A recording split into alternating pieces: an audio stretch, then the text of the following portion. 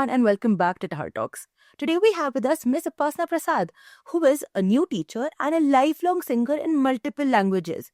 What makes her practice and her singing so fascinating is the fact that she does not do it in just one or two languages, but is in fact a multilingual singer.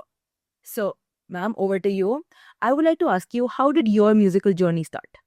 Thank you so much. I'm really happy to be a part of this event.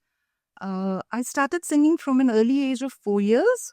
I was usually inspired by singers of our times, the legendary singers Kishore Kumar, Mohammad Rafi ji, Mukesh, Hemlata ji, Lata Mangeshkar, Asha Bhosle.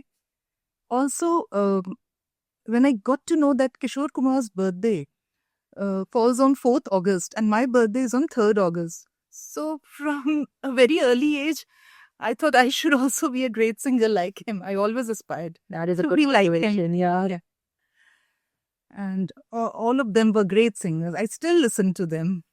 That I feel like that is so important to have that entire journey or that discovery in your childhood itself and an act that sticks with you throughout. Yes. And that did help you discover your passion for music.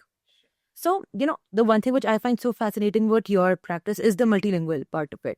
So I would ask you, how did you get into singing into multiple languages? Okay, so this actually happened around 5 years back during COVID lockdown when all of us were locked inside our house and there was so much negativity all over and I wanted to remain positive. So initially I was drawn to Marathi Sai Baba's song Ruso Mama Priyambika. It was very difficult, initially to even pronounce those Marathi words. But I took the challenge and I learned it. So So now that's how- learning so many new languages. Yes, it happened. I was diving deeper and exploring more during lockdown. I wanted to remain positive. I get that. You connect with these languages. Even if I don't understand, the rhythm, the music, that evokes emotions and latent spiritual states.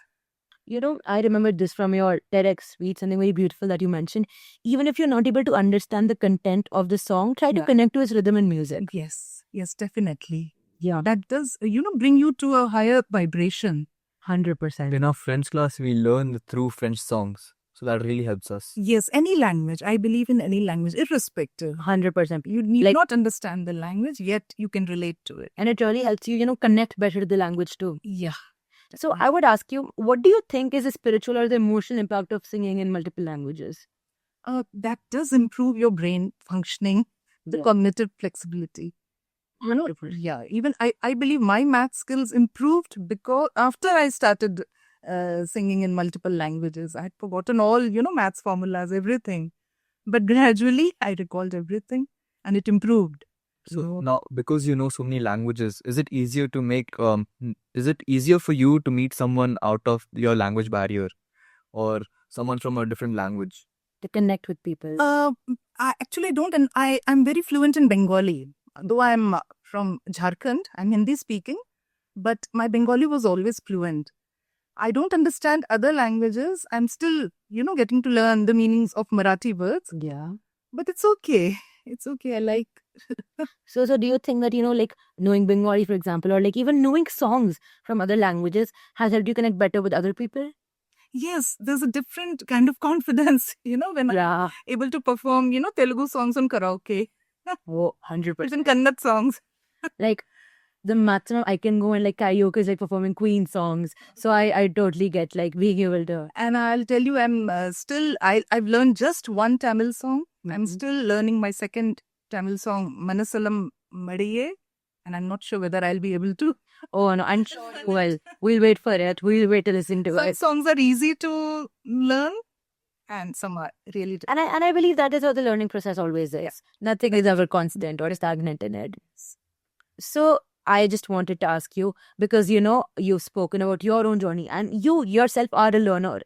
And so many of the listeners of our podcast are students. What would be your advice to students based on your own learning journey? Learning doesn't stop at any age. You can learn at any age. You should have the Should have the power and the urge, passion. the passion. Learn new new talents, new. What are the biggest challenges students face today regarding stress and anxiety Yeah, or so academics? definitely.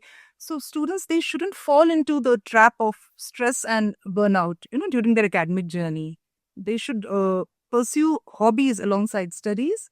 And it is very important to have mindfulness, which means being in the present state, not worrying too much about the future, not going to the past, and getting along with your peers is very important. Especially because you mentioned being mindful and being in the present. I believe that because you have been singing since you were 4, Yeah. and that's been your hobby for such a long time. Having a hobby like that or having something that you can fixate on actually helps you ground yourself so much better. Yes. You It can only helps relate you. better to others, and it is very, very important to be kind and humble. That makes you 100%, 100%. And so, how important is it for a student to have a hobby? Yeah, so then the students will not, get into the trap of stress, the academic pressure. Okay, So that will balance out. It is very important to have balance in life in general. I agree so much. So now, before we end, I have a question for you. I just want you, because a lot of the listeners of our podcast usually listen to English songs or Hindi songs or just local regional songs. But if you had to recommend them one song from any language that you've listened to that really resonated with you, what song would you recommend right now? That's a difficult question.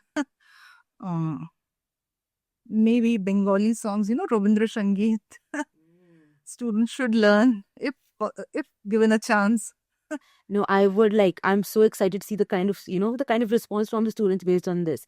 Because if they can see you learning so many I'm songs not trained in classical music. I already mentioned I'm a natural singer. I find that to be so fascinating. And there's nobody in my family or, close ones who are related to music. I'm a natural born singer. I have a request for you. Can you sing a line or two for us from any song you want?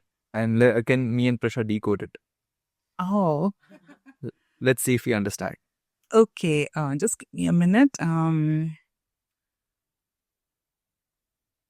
Okay, so this is a Marathi serial title track. The Marathi serial is Zulum Yeti Reshim Gathi.